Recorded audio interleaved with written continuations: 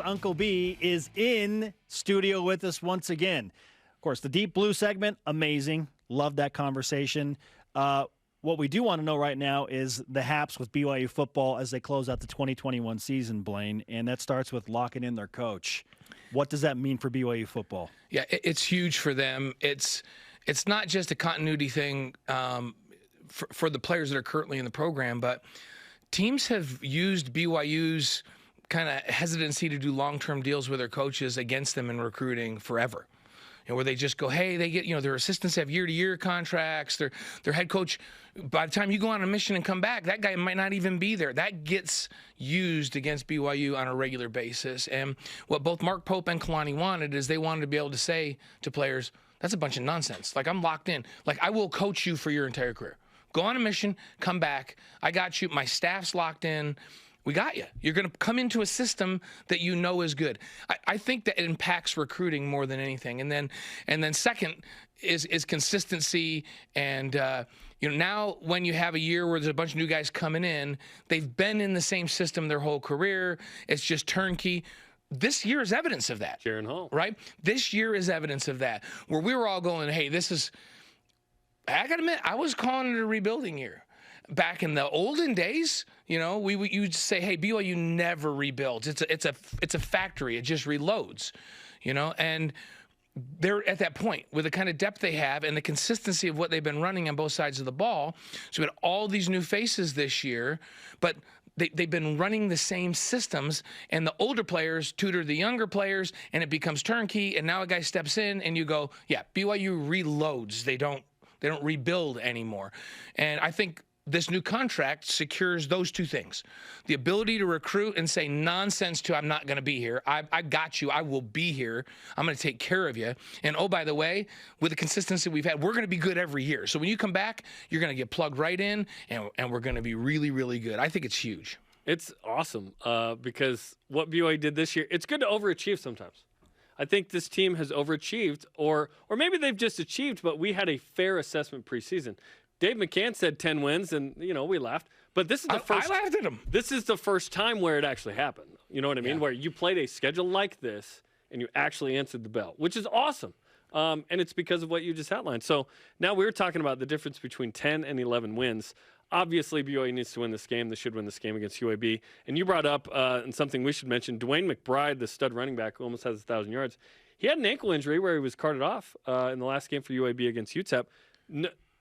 He might not play. If he doesn't play, that makes a big difference. By 2 scores. And then especially because rain is in the forecast. That 6-point line that we're talking about changes a big deal, and a lot, I think, in that case, if he can't go, because he's the focal point of their offense. And remember, this is a UAB team that is, I would say they're balanced, but they're balanced with a little heavier emphasis on run. So not like a lot of teams BYU's played this year. Baylor's balanced with an emphasis on run. Now, UAB's not close to as physical up front as Baylor is. I mean, Baylor is elite in the country up front. They manhandle everybody, and we saw that, right, when BYU played them face-to-face. UAB's not that level up front, not Baylor level.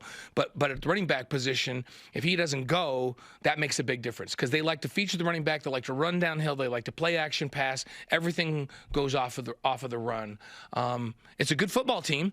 And when I look at them on film, they remind me of Utah State, Boise State, talent-wise, which BYU's better than UAB. BYU has more talent than UAB. Just like they have more talent than Boise and they have more talent than Utah State. But I think we all learned that even though you have a little more talent, you can't go turn the ball over 4 times. If you're -4, if BYU's -4 or -3 against UAB, they'll lose. Amen. They will absolutely lose this game. UAB's good enough to do that. If BYU takes care of the ball, approaches this game the way they should, with the seriousness they should, and takes care of the football like they have, other than that one crazy aberration, then BYU should win, and it should be more than that 6 that you just talked about. So, and I was at practice last night. Sometimes you go to bowl week practices and people are out doing finals and seems like it's a little bit of a disconnect, and it's like, oh yeah, when we get down to the bowl site, things will all come back together.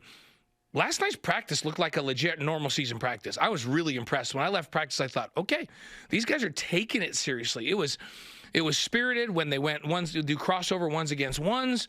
There was a big time competition.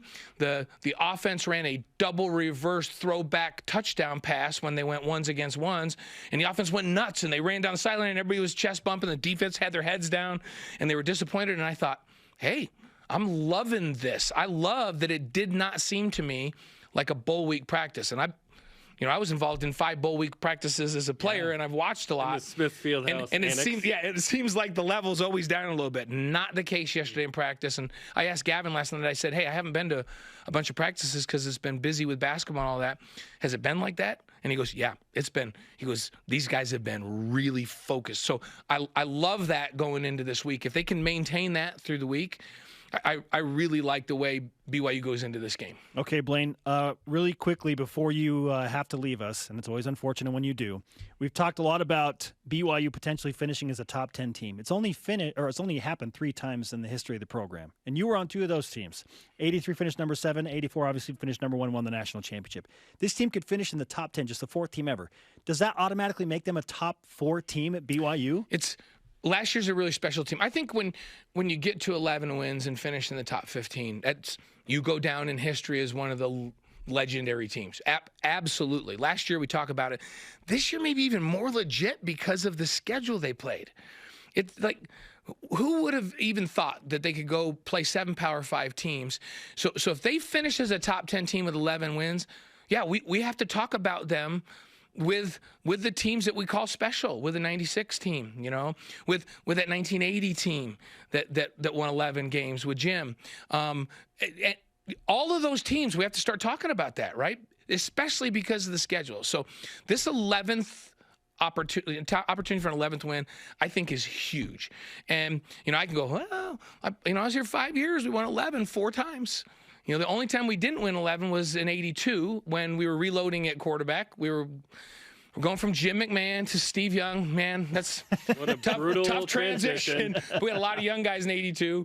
And then we went right back to it in 83 where we lost the opener, and then we won every game the rest of that season, and we won every game the next season, and then we finished up with a Citrus Bowl in 85 and Ohio State. We lost them in our last game. That was the expectation, but you know what? I look at those 5 teams I played on. We didn't play a schedule like this one. So I'm ready to give them due credit.